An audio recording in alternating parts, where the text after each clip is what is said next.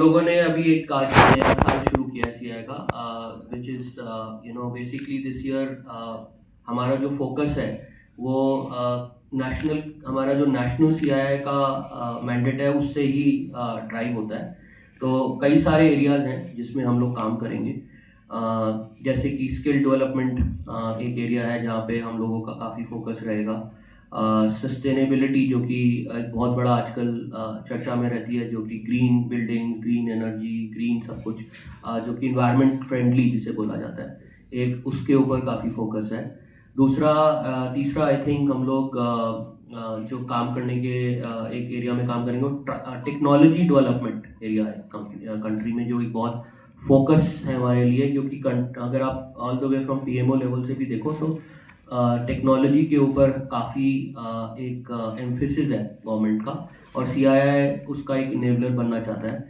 CII basically advocacy पे काम करता है, तो बहुत सारी जो पॉलिसीज़ होती हैं जो कि गवर्नमेंट ऑफ इंडिया निकालती हैं पॉलिसीज़, वो काफ़ी सारी जो हैं वो सीआईआई के साथ काम करके निकलती हैं। CII is in a way partner of the government, and northern region जो है वो अपने अपने स्टेट्स में, मतलब हमारे पास करीबन 7 स्टेट्स हैं और यूनियन टेरिटरीज़ हैं जहाँ पे ये सिमिलर काम स्टेट लेवल्स पे और यूनियन टेरिटरी लेवल पे होता है। तो ये इस साल का फोकस रहेगा और आने वाले समय में हम लोग इसको ड्राइव करेंगे। Technology is the main. हाँ, टेक्नोलॉजी हो गया, स्किल डेवलपमेंट हो गया, सस्टेनेबिलिटी हो गया, ये कुछ कुछ एरियाज रहेंगे। Shraddha, you want to add something? नहीं, आई थिंक चेयरपर्सन ने ऑलरेडी बोल दिया है। तो I think skill, I just elaborate on skill development. Skill development is one area which is of critical importance across industry, तो उस पर हमें काफ़ी काम करना है और हम करेंगे।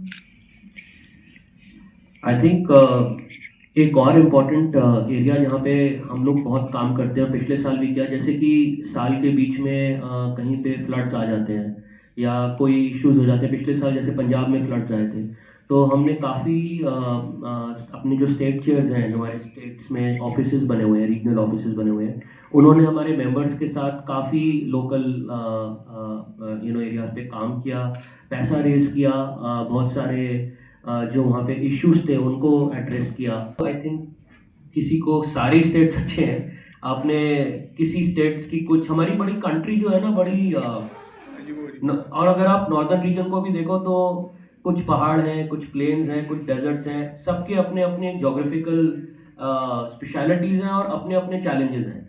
तो अगर आप ओवरऑल देखो तो जब उनको इन टोटलिटी देखो तो काफ़ी हद तक उसमें हमें क्या बोलते हैं कि regional areas, each state has its own unique challenge और उसको उसी तरह से एड्रेस करना पड़ता है। हालांकि ओवरऑल हमारा मैंडेट सेम रहता है और उन मैंडेट के अराउंड ही हम काम करते हैं, बट जहाँ पे जो ज़्यादा रिक्वायरमेंट है उस हिसाब से हम उसको कैटर करते हैं। तो फॉर एग्जांपल अगर कहीं पे फ्लड्स आए, जैसे मैंने अभी थोड़ी देर पहले उदाहरण दिया, तो उस चैलेंज को एड्रेस करेंगे। कहीं पे सूखा पड़ रहा है, उल्टा भी होता है, तो उसको दूसरे तरीके से। तो नॉर्दर्न रीजन में क्योंकि इतना वास्ट स्टेट है और इतने डिफरेंट जोग्राफीज हैं कि सबके अपने अपने डिफरेंट टाइप्स के चैलेंजेस भी हैं, उसको उस एंगल से देखना पड़ता है। सर, इंडियन इंडस्ट्रीज जिस तरीके से आजकल देखा जाए तो यूरोप में जो क्राइसिस आई हुई है उससे इंडियन इंडस्ट्रीज़ के ऊपर काफ़ी ज़्यादा इफेक्ट पड़ा है, उसको आप कैसे लेके जाएंगे, सोल्व कैसे करेंगे आप? आई थिंक सरकार ऑलरेडी बहुत कुछ कर रही है और हमें तो यही बोला गया है सरकार की तरफ से कि वो इस तरह के संकट को ग्राउंड पे ज़्यादा पब्लिक मतलब आने नहीं देंगे। But at the same time अगर आप देखो तो चैलेंजेस स्पेशली गैस प्राइजेस को लेके, एनर्जी प्राइजेस को लेके काफ़ी सिवियर हो सकते हैं।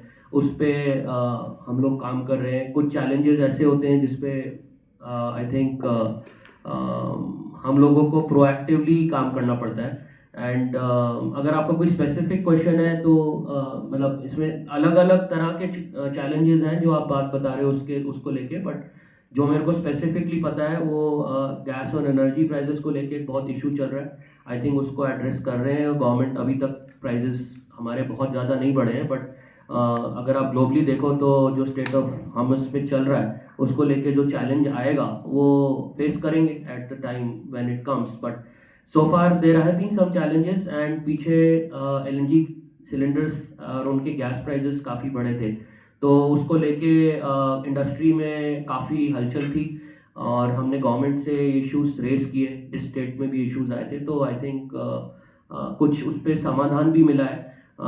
तो कंटिन्यूसली ये डायलॉग ऑन रहता है, हमारे मेंबर्स के जो इश्यूज रहते हैं डिफरेंट स्टेट्स में वो हम उसी डिपेंडिंग ऑन द सेंटर के लिए है वो इशू या गवर्नमेंट स्टेट के लिए है वो इशू, उसके हिसाब से हम उसको टेकअप करते हैं। तो सीआईआई में ना सबसे इम्पॉर्टेंट चीज़ आपको एक पता होनी चाहिए, हमारे पास बहुत सारे सेंटर ऑफ एक्सीलेंसेस हैं सीआईआई के अंदर, एंड इस ग्रीन बिल्डिंग और ग्रीन कॉन्सेप्ट को लेके बहुत साल पहले एक सेंटर बना हुआ है हमारे पास, जो कि हमारे मेंबर्स के साथ, जो हमारे करीबन 9,000 9,500 मेंबर्स हैं पूरे इंडिया में, और सीआईआई नॉर्दर्न रीजन में करीबन 3,500 मेंबर्स हैं, वो सारे इस सेंटर पे जाके हम लोग कई तरह के प्रोग्राम्स करते हैं डिपेंडिंग ऑन कौन सी इंडस्ट्री से क्या वो हमें से मांग रहे हैं, और specific to the needs of our members वो सर्विस प्रोवाइड की जाती है at a very basically the purpose is कि वो देश की उन्नति के लिए एक सेंटर बना है जिससे हम लोग एक आम छोटी कंपनी को भी एमएसएमई या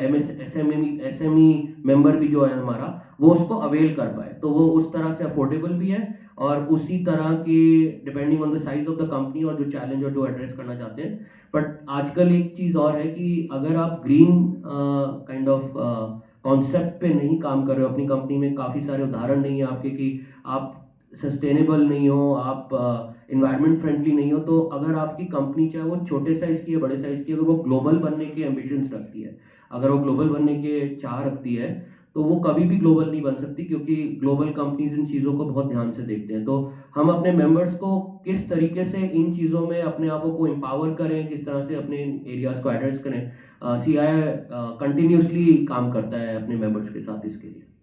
आज मीटिंग रही देश के कुछ बहुत बड़े उद्योगपति और कुछ बहुत बड़े लोग जो सीआईआई के पास चेयर्स रह चुके हैं वो यहाँ पे थे।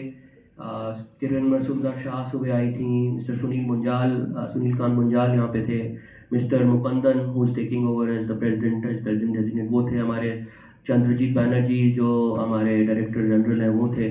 तो कई तरह के उन्होंने एग्जाम्पल शेयर करे अपने मेंबर्स के साथ जहाँ पे इश्यूज हैं और चैलेंजेस हैं और अपॉर्चुनिटीज़ भी हैं, और उसको कैसे उस पर काम किया जाए उसको लेके बात की। यही सब जो चीज़ें मैंने बताई, कुछ टेक्नोलॉजी को लेके उन्होंने अपने व्यूज़ रखे, कुछ स्किल डेवलपमेंट को लेके उन्होंने अपने व्यूज़ रखे, इस तरह की बातें हुई। Shraddha, you want to add what kind of? So जो मुद्दे यहाँ डिस्कस होते हैं वो नेशन बिल्डिंग के ऊपर होते हैं कि how does one make India a better place for everybody, and CII we want to be part of nation building. So सारे जो हमारे टॉपिक्स होते हैं revolves around that, how can we contribute to the country and how can the country enable us as an industry. Shraddha ji ने बोला कि main mandate is to develop the nation building. उसमें जैसे कि मेक इन इंडिया का एक बहुत सालों से हम लोग आत्मनिर्भर भारत जिस पे हम बात कर रहे हैं, ये जो सारी चीज़ें हैं ये आत्मनिर्भर भारत बनाने के लिए ही बनी गई हैं। मतलब कि स्किल डेवलपमेंट नहीं होगी तो फिर आप उस तरह का स्किल कैसे लाओगे कंपनी में जो कि फिर आपको प्रोडक्टिविटी देगा।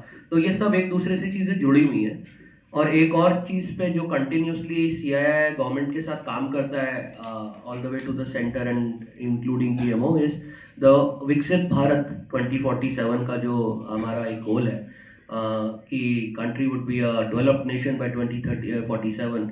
आई थिंक उस पे हम लोग कंटिन्यूसली जिन पिलर्स को गवर्नमेंट ने आइडेंटिफाई किया है उस पे हम लोग काम कर रहे हैं। And make in India obviously एक क्योंकि हमारी जो पार्टनर जो हमारे मेंबर्स हैं 9,000 के करीब, वो अल्टीमेटली बहुत सारे लोग प्रोडक्शन से जुड़े हुए हैं। जैसे कि श्रद्धा जी की भी कंपनी है सुब्रोस ग्रुप, ये ऑटो में बहुत सारे लोगों को एम्प्लॉय करता है एंड ये ऑटो इंडस्ट्री के कंपोनेंट्स बनाते हैं। वैसे ही हमारे पास कुछ हाई टेक्नोलॉजी के मेंबर्स हैं जो कि स्पेस डिफेंस और इस तरह के एरियाज में हैं। तो हर तरह के लोग हैं हमारे मेंबर्स, हर तरह की कंपनीज हैं और उनकी सबकी अपनी अपनी इंडिविजुअल रिक्वायरमेंट्स हैं, बट कुछ चीज़ें जो हैं वो कोर पे रहती हैं और फिर कुछ बहुत स्पेसिफिक रहती हैं, दोनों को एड्रेस करते हैं एज वी मूव ऑन।